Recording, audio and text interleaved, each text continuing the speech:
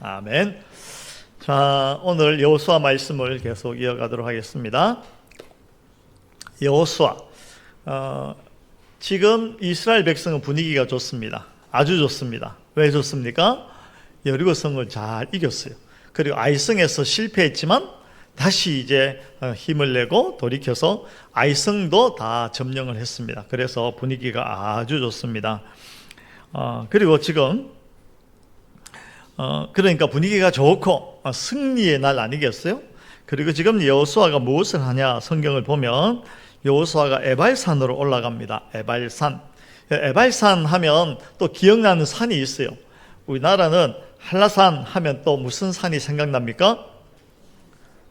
백두산 이렇게 생각나잖아요. 우리나라는 한라산, 백두산 이런 것처럼 에발산 하면 생각나는 산이 있습니다. 성경에 그리심산 이렇게 되어 있어요.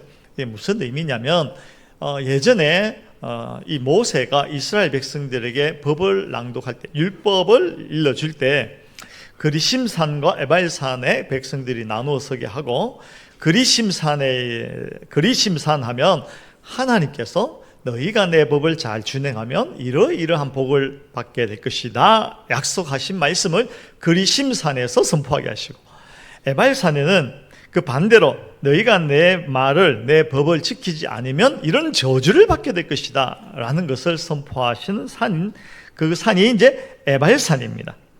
그런데 오늘 만약에 여러분들이라면 이 승리의 날 분위기 좋은데 산을 하나 택해서 올라가라 하면 어떤 산으로 올라가시겠습니까? 그러고 싶죠. 그리심산으로 가면 좋겠는데 오늘 성경에 보니까 이 여호수아가 재수 없게 에발산으로 올라가는 겁니다. 에발산으로 올라가는데 우리가 이런 질문을 해봅니다. 아니, 왜 하필이면 에발산으로 갔을까? 이제 이런 질문을 해보아야 됩니다. 그래야 성경을 이제 자세히 읽게 되는 것이죠. 왜 이 좋은 날, 이 오랜 광야 세월 끝에 승리의 날에 하필이면 에발산에 올라갔냐? 하필이면 그 이유를 한번 생각해 보려고 합니다. 먼저 표면적으로는 신명기 27장에 보면요, 모세가 이렇게 명령한 것이 있습니다. 27장 보면 제가 읽어드리죠. 너희가 요단을 건너거든 내가 오늘 너희에게 명령하는 이 돌들을 에발산에 세우고 그 위에 석회를 바를 것이며, 이 요단을 건너가서 가나안 땅에 들어가면 돌을 가지고 세우는데 비를 세우듯이 세우는데 어디에? 에발산에 세워라. 그 회를 칠하고 그 회 칠한 그 위에다가 하나님의 율법을 다 기록하라고 말씀하셨거든요. 그러니까 이제 에발산에 세우라고 모세가 명령을 했어요. 그러니까 여호수아 입장에서는 모세가 명령했으니까 그대로 따라야지 에발산에, 이렇게 이제 생각하는 것이죠. 그런데 여기서 한 번 더 생각해 봅니다. 그럼 모세는 왜? 사실 모세가 어떤 의도를 가지기 이전에 하나님께서 모세에게 말씀하신 것이죠. 하나님께서 모세에게 이 에발산에 쓸 것을 말씀하시고 모세는 여호수아에게 이야기한 것이고 여호수아는 그것을 따라서 지금 실행하는 것입니다. 그러면 이제 다시 질문해 봐야 됩니다. 그러면 하나님은 왜? 여러분, 우리는 흔히들 하나님에 대해서 생각하고 하나님의 말씀을 받아들일 때 어떻게 받아들이냐면 내가 이해되면 내가 받아들일 만하면 그것을 받아들이고 아니면 거부해버립니다. 이건 다른 말로 하면 하나님보다 내가 더 똑똑한 거죠. 하나님보다 내가 더 잘난 것입니다. 그런데 말씀드릴 것은 예전에도 말씀드린 것 같은데, 하나님께서 선을 행해서 선한 분이 아니라 하나님께서 하신 그 일이 곧 선입니다. 그러니까 우리가 여기서 에발산, 왜 하필이면 하나님께서 에발산에 가라고 하셨을까라는 질문을 해볼 수 있지만 거기에 대해서 반대하거나 그게 잘못됐다라고 우리가 판정 내리면 안 되는 것이고요. 이렇게 해야 됩니다. 하나님께서 에발산에 가라고 하신 그 선하신 뜻이 무엇일까? 그것을 알아야 되겠다. 이렇게 이제 접근하는 것이죠. 자, 그러면 질문해 봐야 됩니다. 그 속에 하나님께서 우리를 향하신 선하신 뜻이 무엇일까? 왜 하필이면 에발산으로 가라고 하셨을까 생각해 보는 것입니다. 그 속에는 여러분 미리 말씀드리지만 하나님의 놀라운 지혜가 들어 있습니다. 하나님의 놀라운 지혜인데 어떤 지혜냐면 이스라엘의 고질병, 우리의 고질병, 인류의 고질병을 드러내고자 하는 하나님의 뜻이 거기에 있습니다. 인류의 고질병이 무엇입니까? 본성적으로 죄인된 죄됨이죠. 이스라엘, 우리의 본질적인 문제가 뭐냐면 본성적으로 죄인이라는 것입니다. 죄인이라는 것이죠. 여러분, 환자가 환자라는 것을 인식할 때 그때부터 치료가 되는 것이거든요. 하나님께서 지금 하시고자 하는 일은 이스라엘, 그 인류, 우리가 어떤 존재라는 것을 드러내고자 하는 그 일을 먼저 하십니다. 본성적으로 죄인이라는 것입니다. 제가 대학교 다닐 때 그 학교를 이제 과를 사회복지학과를 나왔습니다. 사회복지학과, 이게 돈 안 되는 과거든요. 사회복지학과를 나왔는데 그 사회복지 공부할 때 과목 중에 상담 심리, 발달 심리, 아동 심리 이런 것들을 배웁니다. 그때 상담 심리 가르쳐 주신 교수님께서 하신 말씀이 계시는데 그 말씀이 그때 20대 초반 때 제 머리를 아주 큰 망치로 한 대 빵 때린 것 같은 충격적인 말씀이셨습니다. 제가 그것을 잊을 수가 없습니다. 그때 무슨 말씀을 하시냐면 다 사람들이 멀쩡해 보이지만 다 환자라는 겁니다. 상담 심리를 할 때 이제 상담사가 사람들을 볼 때 다 멀쩡한 것 같지만 그렇지 않다는 겁니다. 다 환자라는 것입니다. 그 안에 온갖 질병들을 다 가지고 사는 환자라는 것입니다. 그것을 잘 인식해라, 알아라, 이런 말씀을 하십니다. 그래서 제가 깜짝 놀랐어요. 두 가지로 놀랐는데, 먼저는 저는 멀쩡하다고 생각했어요. 저는 그래도 오래전부터 신앙생활을 했고 어릴 때부터 했으니까요. 어릴 때는 고사하고 어머니 뱃속에서부터 왔다 갔다 했잖아요. 그리고 적어도 예수를 알고 착하고 선하게 살려고 노력하며 살았거든요. 그랬는데 너도 환자라는 이야기를 하는 겁니다. 그래서 제가 깜짝 놀라고, 그 다음에 놀란 건요, 그 이야기를 듣고 나서는 사람들이 이해되기 시작했어요. 저 사람도 저런 아픔이 있고 저런 문제가 있어서 저런 행동을 하는 것이구나. 이 사람이 갑자기 이해되기 시작했어요. 근데 사실 그 교수님의 말씀은 성경에 있는 이야기입니다. 성경은 인간을 어떻게 이해합니까? 성경은 인간은 죄인이다 라는 것부터 시작합니다. 인간은 죄인이다라는 것이죠. 여러분, 우리가 살아가면서 매듭이 안 풀릴 때가 있습니다. 답답할 때가 있어요. 이게 좀 풀렸으면 좋겠는데 여러 가지, 특히 관계 속에서 이게 좀 관계가 부드러워졌으면 좋겠는데 서로 이제 좀 뭔가 윤활유 친 것처럼 잘 돌아갔으면 좋겠는데 잘 안 될 때가 있잖아요. 그 자유가 없다, 이렇게 이야기해. 자유가 없다. 그리고 그 관계가 좀처럼 치유되지 않아서 늘 이렇게 한 구석에 뭔가 묵직하게 있는 그런 경우가 있습니다. 그 이유가 무엇이냐면 근본적으로 우리 인간이 죄인이라는 그 근본적인 전제에 대한 이해가 없어서 그래요. 본인을 이해할 때도 마찬가지입니다. 나는 어떤 존재인가? 여러분 어떤 존재인 것 같습니까? 여러분들을 소개할 때 무엇부터 소개할 수 있겠습니까? 그러고 보니 제가 생각나는 게 있네요. 우리 신흥교회에 제가 청빙 공고를 보고 신흥교회에 가서 목회하면 좋겠다라는 생각을 가지고 자기 소개서를 썼는데 그 첫 줄이 뭐냐면 나는 죄인입니다 였어요. 나는 죄인입니다. 처음 듣는 이야기입니까? 안 보셨나 보구나. 나는 죄인입니다 그랬어요. 우리가 그 팍팍한 문제, 이게 풀리지 않는 이유는 내가 어떤 존재인지를 제대로 인식하지 못해서 그래요. 인간이 어떤 존재인지를, 본성적으로 어떤 존재인지를 이해하지 못해서 우리가 여러 가지 복잡한 문제 속에서 자유함이 없는 것입니다. 끝없는 고뇌와 번민 속에서 헤어나오지를 못하는 것입니다. 여러분 그렇지 않습니까? 여러분 스스로 어떻게 생각하십니까? 바울은요 로마서 7장 19절에 이렇게 이야기합니다. 내가 원하는 바 선은 하지 아니하고 도리어 원치 아니하는 바 악은 행하는도다. 저는 인간을 정확하게 이해한 말씀이라고 생각합니다.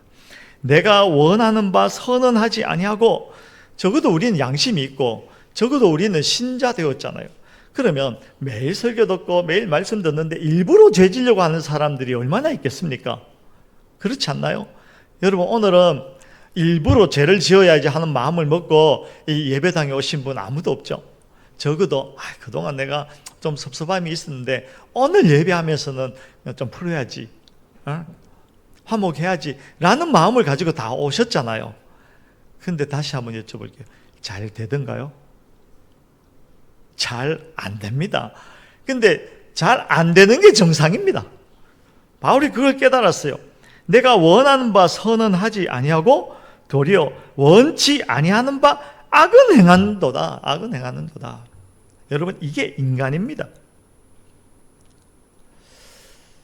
하나님께서 왜 하필이면 여호수아를 에발산으로 올려보내서 거기에 돌을 세우고 그 율법을 기록하라고 했냐면, 먼저는 우리가 근본적으로 어떤 존재인지를 적나라하게 백일하에 드러내므로 우리가 고백해 하기 위하여서 깨닫게 하기 위한 하나님의 장치라는 것입니다.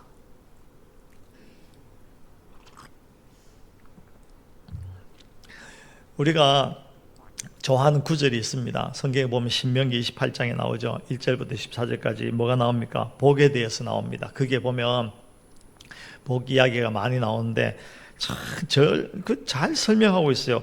들어가도 복을 받고 나가도 복을 받고 얼마나 좋아요. 떡반죽 그릇이 그냥 넘치고 얼마나 좋아요. 그리고 정말 우리 어머니들이 자식을 위해서 기도할 때 이렇게 기도하지 않습니까? 우리 자식은 머리가 될지언정 꼬리가 되지 아니하게 하여 주시옵시고. 그게 신명기 28장에 나오는 말씀들입니다. 자, 너희가 내 말을 지키면 내 명령을 준행하면 이렇게 될 것이다 라고 복을 말씀하시죠. 그런데 놀랍게도요, 신명기 28장에는 복뿐 아니라 저주도 말씀하시는데 1절부터 14절까지는 복에 대해서 말씀하십니다. 복. 그리고 저주에 대해서는 15절부터 68절까지 이 저주에 대해서 말씀하십니다. 근데 먼저는 불량에 대해서 놀랍니다. 복을 더 많이 말씀하실 것 같은데 아닙니다. 복은 잠깐 이야기하고 저주는 거의 4배에서 5배 가까이 되는 분량을 가지고 저주를 말씀하십니다. 근데 거기 보면 저주를 말씀하실 때 참 재미난 게요, 앞에서 말씀하셨던 복을 다 뒤집어 놔요. 들어가도 복을 받고 나가도 복을 받을 것이다 라는 말씀을 뒤집어 버립니다. 나가도 저주를 받고 화를 얻고 들어와도 화를 받을 것이고, 그 다음에 너희가 꼬리가 될 것이고 절대로 머리가 될 수 없을 것이다, 이렇게 다 뒤집어 놓죠. 왜 그랬을까? 왜 인간에게 경고하는 일을 먼저 하고 너희가 이런 경고를 통해서 인간의 본성적으로 죄인이라는 것을 고백하지 않을 수 없도록 만들어 버리시는 그 하나님, 왜 그랬을까? 아버지이기 때문에 그래요. 여러분, 그 자식이 속색이면 어떻게 합니까? 색이다 안 되면 야 이놈의 자식 나가 왜라 이러잖아요. 안 그랬어요? 우리 동네만 그런가? 근데 그건 옆집 아저씨는 할 수 없는 이야기입니다. 아버지만 할 수 있는 겁니다. 옆집 아저씨가 그런 이야기 하면 큰일 나요. 요즘 그런 이야기 큰일 나요. 아버지 된 내가 아버지이기 때문에 그런 막 독한 말, 저주의 말을 하면서까지 그 아들을 사랑하고 살려내야 되겠다는 그 일념이 있기 때문에 그런 말을 할 수 있는 것이죠. 하나님께서 지금 하시는 일이 그것입니다. 에발산으로 올라가라로 하면서 저주를 기억나게 하고 그 인간의 저주, 그 인간의 본성적으로 약함, 연약함, 죄됨 이런 것들이 막 드러나게 하는 것입니다. 그걸 통하여서 내가 전혀 실력 없는 존재다, 죄인이라는 것을 깨닫게 하는 것입니다. 시편 14편 1절로 3절에 이런 말씀이 있습니다. 우리 찾아볼까요? 구약성경 시편 14편입니다.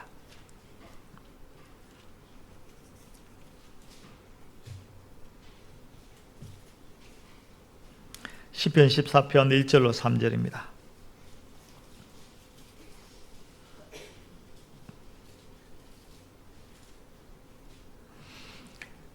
구약성경 811쪽입니다. 교독합니다. 어리석은 자는 그의 마음에 이르기를 하나님이 없다 하는도다. 그들은 부패하고 그 행실이 가증하니 선을 행하는 자가 없도다.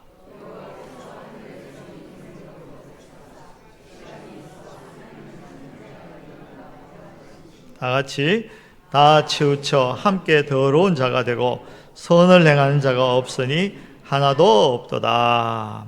아멘. 다 치우쳐 함께 더러운 자가 되고 선을 행하는 자가 없으니 하나도 없도다. 하나님께서 인생을 굽어 살펴보시면서 하신 말씀입니다. 이것을 바울이요 로마서 3장에서 자기 안에서 발견합니다. 바울이 자기 안에서 전혀 선이 없다는 것을 발견하고 절규를 합니다. 그 절규가 이렇게 표현되어 있죠. 의인은 없나니 하나도 없도다. 의인은 없나니 하나도 없도다.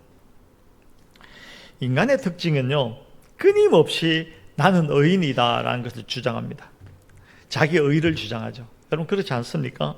어떤 경우라도 의를 주장하기 위해서 무슨 방법을 쓰냐면 책임을 전가합니다. 그 내 잘못이 아니야. 그럴 수밖에 없었던 어떤 환경이 그렇고 나름대로 뭐 좋은 동기가 있었고 또 그리고 애들이 그렇잖아요. 싸우면 야 너 왜 그랬어? 그러면 형 때문에, 동생 때문에, 엄마가 그랬잖아, 아빠가 그랬잖아. 끊임없이 책임을 전가함을 통해서 나는 정의롭다는 것을 끊임없이 이야기합니다. 나는 의롭다는 것을 끊임없이 이야기하죠.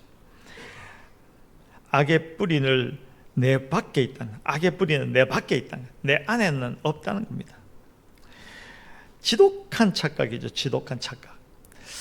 그게 이제 공식적으로 적나라하게 TV에 나오는 건 뭐냐면 더불어민주당하고 국민의힘하고 한 번도 자기가 잘못됐다는 이야기를 들은 적이 없어요. 모든 문제의 원인은 상대에게 있어요. 상대에게. 다 상대에게 있어요. 상대를 더 악마로 만들면 내가 조금 덜한 악마가 된다. 뭐 이런 생각을 하는 것 같아요. 끊임없이 책임을 전가합니다. 이것이 우리가 가지고 있는 가장 큰 질병입니다. 가장 큰 질병입니다. 관계 속에도 마찬가지입니다. 어른이 되어서도요, 책임 전가하는 것 뿐입니다. 나는 그러기 싫었는데 쟤 때문에 그럴 수밖에 없는 상황이었다. 내가 화내고 분노하는 거 당연하다. 가인이 아벨을 쳐 죽이고 났어요. 하나님께도 그랬어요.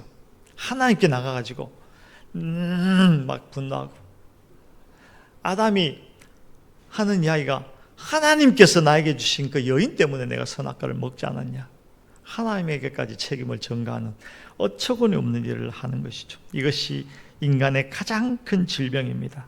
자기가 죄인인 줄 몰라요. 이게 병입니다. 병. 만악의 근원입니다. 자기가 죄인인 줄 몰라요.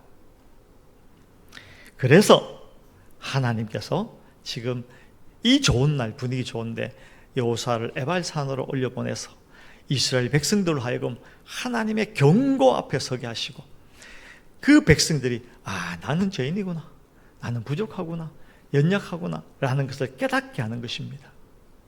성경에 보면 그런 사건이 많이 나와요. 여러분 가만뒀으면 아담도 잘 살 수 있지 않았을까요? 아담이 그 선악과를 따먹고 가만뒀으면 뭐 어째 해갖고 뭐 대충 뭐 가리고 풀잎으로 뭐 옷 만들어 가지고 살 수 있지 않았을까요? 그런데 하나님께서 가만두지 않았죠. 하나님께서 찾아가십니다. 아담이 숨바꼭질 한다고 나무 뒤에 숨고 바위 뒤에 숨고 해봐야 하나님께 찾아가셔서 그가 얼마나 나쁜 죄인인가를 드러내십니다. 그때부터 아담은 회복되기 시작합니다. 다윗도 마찬가지였잖아요. 다윗도 그냥 가만뒀으면 적당하게 가리고 그냥 숨기고 살 수 있었을 것 같아요. 사람들 사이에서. 그러면 죽잖아요. 그래서 하나님께서 막 숨기고 완전 범죄하려고 하는 아들 다윗에게 찾아가셨어요. 나단 선지자를 보내가지고 죄를 지적하죠. 그 죄가 드러나면서 다윗은 회복되기 시작합니다. 바울도 마찬가지고요. 예수님께서 이 땅에 오셔서 첫 번째 말씀이 회개하라, 천국이 가까이 왔다. 인간에게 있어서 가장 시급한 문제는요, 자기의 죄됨을 깨닫는 것입니다. 자기의 죄악됨을 깨닫는 것입니다. 저도 어릴 때 부흥회나 가고 이러면요, 또 수련회 하고 이럴 때 막 같이 기도하는데 어쩌다가 한 번씩 하나님께서, 우리 성령 하나님께서 그 기도하는 사람 중에 특별히 만지시는 분이 계세요. 그 사람이 성령 하나님의 그 만져주심을 탁 받으면요, 이 사람이 마룻바닥을 떼굴떼굴 굴러요. 떼굴떼굴 구르면서 눈물 콧물 흘리면서 뭐 하는지 아세요? 나는 죄인입니다. 옛날부터 지었던 모든 죄에 대해서 토설하기 시작합니다. 회개하기 시작합니다. 회개합니다. 성령 하나님께서 우리에게 찾아오시면 첫 번째 반응이 내가 죄인이라는 것을 깨닫는 것입니다. 베드로가 그랬잖아요. 주여 나는 죄인입니다. 나를 떠나소서. 주여 나는 죄인입니다. 나를 떠나소서. 찬송가 중에 천부의 의지 없어서 있죠. 천부의 의지 없어.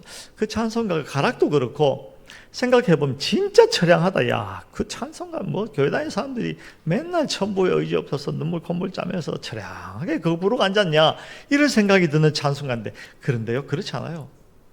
그 찬송가를 진짜 진심으로 천부의 의지 없어서 손 들고 갑니다 라고 하나님 앞에서 부르는 그 사람 심령 깊은 곳에 무엇이 있냐면요, 진정한 자유가 있어요. 진정한 평안이 그 안에 있어요. 천부의 의지 없어서 손 들고 나가는 거 못하면요, 맨날 첫날 해봐야 아무것도 안 됩니다. 이건 참 신비죠, 신비. 감추면 죽고 드러나면 사는 것입니다. 그래서 자주 드린 말씀이 있죠. 찔림이 은혜다. 여러분, 제가 설교하면서 표적 설교 할까요, 안 할까요? 오늘은 이 설교를 가지고 저 성도를 찔러야 되겠다. 그러지 않습니다. 아버지의 마음으로 성경을 읽는 대로 말씀드리는데, 이런 경우가 있어요.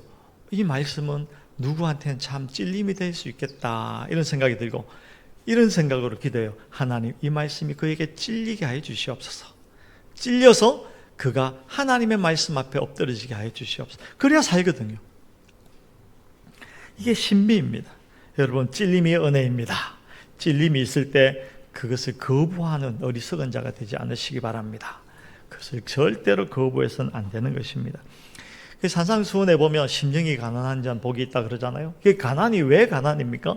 자기의 죄 때문에 완전히 파산 상태라는 것을 발견한 것입니다. 그래서 애통하는 자는 복이 있나니, 그 애통하잖아요. 왜 애통합니까? 자기의 죄 때문에 울고 또 오는 것이죠. 그런데 성경은 그러한 사람들이 복이 있다, 이렇게 말씀하시는 것입니다. 그러므로 하나님께서 지금 하신 일은, 우리 인류는 바로 너는 죄인이다 라는 것을 깨닫게 하시는 하나님의 사랑의 음성이라는 것입니다. 자, 여기까지 오는 것이 중요합니다. 정말 중요합니다. 여러분, 깊이 묵상하시기 바랍니다. 여기까지 오셨나요? 여기까지 오신 것 같아요? 그렇다면 그 다음 단계로 나갈 수 있는 길이 열리기 시작합니다. 그 다음 단계가 무엇이냐면, 진짜 복이 무엇인지, 은혜가 무엇인지 알게 됩니다. 성경을 보면 하나님께서 여호수아를 에발산으로 올라가라 라고 하신 이후에 그냥 올라가서 산의 정상에 서서 풍경 감상해라, 이거 안 하시고 뭐 하라고 하셨습니까? 단을 쌓아라. 그런데 단을 쌓는 방식이 참 특이합니다. 어떻게 쌓냐면, 돌을 깎지 마라. 깎지 마라. 저는 이 선을 좋아합니다. 그 각을 좋아해요. 똑 바른 걸 좋아합니다. 그래서 이 강대상도 제가 저기 어디 가서 사온 건데요, 이게 또 각졌잖아요. 저는 각을 좋아해요. 그래서 제가 어디 식당 같은 데 가면 이제 앉았는데, 만약에 식탁이 약간 삐뚤어져 있잖아요. 그러면 가만두지를 못해요. 그냥 그거를 맞춰요. 줄을 맞추고, 또 식사하면서도 이게 제 앞에 놓여 있는 식기들이 막 이렇게 널브러지는 걸 보는 그걸 못 봐줘요. 참 성격 참 더럽죠. 그래서 줄 맞추고 숟가락 젓가락 반듯하게 놓고 이래야 이제 식사가 되고 뭐 그런 성격입니다. 그런데 하나님께서는요, 단을 쌓는데 어떻게 하라고요? 이 돌을 정을 사용해서 각지게 딱 만들지 말고 그냥 있는 대로 자연 그대로 탁탁탁 쌓아라, 이렇게 말씀하십니다. 생각해 봅니다. 왜 그랬을까? 왜 이런 말씀을 하셨을까? 여러분, 왜 그랬을까요? 이왕이면 반듯하게 해서 이쁘게 쌓으면 더 좋지 않나요? 그게 아니라는 겁니다. 무슨 이야기냐면, 하나님께서 심지어는 너 그 각재느라고 쇠로 이제 정을 치고 이러면 너 혼나? 이렇게까지 말씀하십니다. 왜 그랬냐면, 이 단 위에서 지금 무엇을 할 것이냐면 화목제사를 드릴 것입니다.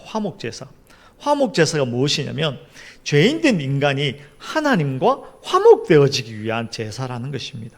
그것이 화목제사인데, 그 화목제사, 그것에는요, 절대로 인간의 실력, 인간의 노력, 인간의 공로, 인간의 지혜, 인간의 열심이 들어갈 수 없어요.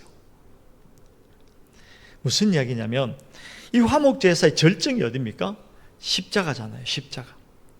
그 십자가 화목제사를 통하여서 그 십자가 제단 위에 예수 그리스도께서 당신이 그 몸으로 제물이 되셔서 우리를 하나님과 연결시켜 주신 것입니다. 화목케 하신 것입니다. 그 말할 수 없는 은혜의 현장에, 그 엄청난 은혜의 순간에 오직 그 은혜는 하나님께서 하시는 것이지 인간이 어떤 노력도 더할 수 없다는 것입니다. 인간이 어떤 열심을 해도 그 하나님께서 하시는 화목제사에 어떤 것도 더할 수 없다.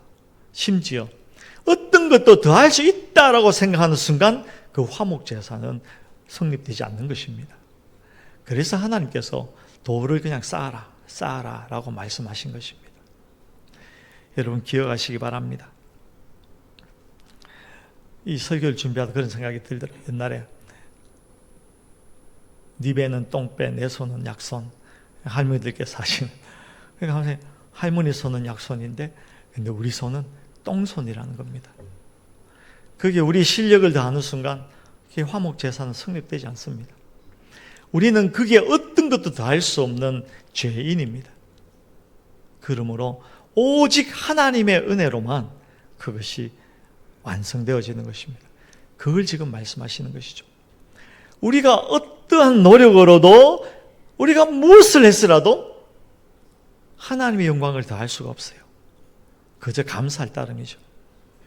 내가 이것을 했으니까 나는 누구보다, 나는 무엇보다, 나는 어떤 것보다 좀 더 봐줄만 하지 않는가라는 것은 착각입니다. 그저 죄인된 우리에게 화목제사를 드릴 수 있게 된 것은 전적으로 하나님의 은혜이죠. 그런데 놀라운 것은요, 그것이 은혜로 누려지는 사람이 있고 그것이 왜 은혜인지 잘 모르는 사람이 있어요. 정말 심각한 문제입니다. 그것이 은혜라는 것을 알고 누리는 사람이 있고 그것이 왜 은혜인지 여전히 모르는 사람이 있어요. 다시 말하면 그것이 은혜인지 알고 누리는 사람은 누구냐면 에발산에 서서 자기가 근본적으로 죄인이라는 것을 깨닫는 자가, 그 깨닫는 자리에서 죄가 더한 곳에 은혜가 넘친다는 그 말씀처럼 하나님의 은혜가 은혜되어지는 것입니다. 죄가 드러나는 그곳에 하나님의 십자가가 선명해지고, 죄가 선명해지는 곳에, 죄가 아주 죄로 드러나는 곳에 예수 그리스도의 은혜가, 하나님의 은혜가 풍성하게 드러나는 것입니다. 이 사실을 여러분 잘 기억하시기 바랍니다. 정리해 보겠습니다. 하나님께서 에발산에 올라가라 하신 이유는 우리로 하여금 본성적으로 죄인이라는 것을 깨닫게 하기 위한 하나님의 지혜입니다. 그것을 깨닫는 그 인생은 십자가가 십자가로 보이기 시작하고 은혜가 은혜로 보이기 시작하고 근본적으로 나는 하나님의 은혜로 사는 자이다 라는 것을 고백하게 되고 그 고백이 예배이고 그 고백이 헌신이고 그 고백이 정말 하나님께서 받으실 만한 제사가 되는 것입니다. 그쯤 되면요, 우리 속에 있는 문제들이 녹기 시작합니다. 그쯤 되면 우리 속에 있는 많은 것들이 회복되기 시작합니다. 관계가 우리 노력으로, 의지로, 지혜로 아무리 해도 안 되던 그 팍팍한 관계가요, 내가 죄인되고 오직 은혜로만 살았다라는 것이 고백되어지고 서로 그것이 고백되어지는 순간 모든 문제들은 녹기 시작합니다. 필연적으로 녹기 시작합니다. 그때야 비로소 우리가 살아있다라는 것을 알게 되는 것이죠. 그러므로 여러분 이렇게 하시기 바랍니다. 말씀 앞에 서는 것을 두려워하지 마십시오. 말씀은요, 우리를 찌릅니다. 그러나 찔림이 은혜입니다. 말씀이 나를 찌르는 것을 피하거나 회피하지 마십시오.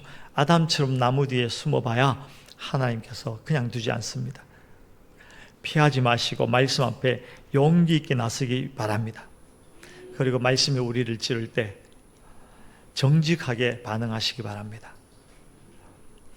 변명하지 마시고 나의 지식을 가지고 내가 이래저래라 하지 마시고 말씀이 나를 찌를 때 주여 나는 죄인입니다. 나를 불쌍히 여겨 주시옵소서. 정직하게 반응하시기 바랍니다. 그러면 그 순간 그 자리에서 십자가가 점점 선명하고 환하게 빛날 것입니다. 그러면 거기에서 정말 나를 자유케 하는 자유가 무엇인지를 비로소 알게 되고 누리게 됩니다. 진정한 평안, 가리거나 가면 쓰거나 뭘 해야 되거나 하는 불안이 아니라 아무것도 하지 않아도 그저 하나님의 은혜로 주어지는 진정한 평안과 자유, 기쁨, 소망이 펼쳐지게 되고 누리게 되는 것입니다. 여러분, 하나님의 사랑을 아는 자로 살기를 원합니다. 더 나아가서요, 여러분들이 가는 곳마다 사람들은요, 정죄함을 받게 될 것이고 그들은 하나님이 아니면 살 수 없다라는 것을 고백한 자리가 만들어질 줄로 믿습니다. 그러면 성도답게 신자의 특권을 누리면서 살게 될 줄로 믿습니다. 찬양하겠습니다.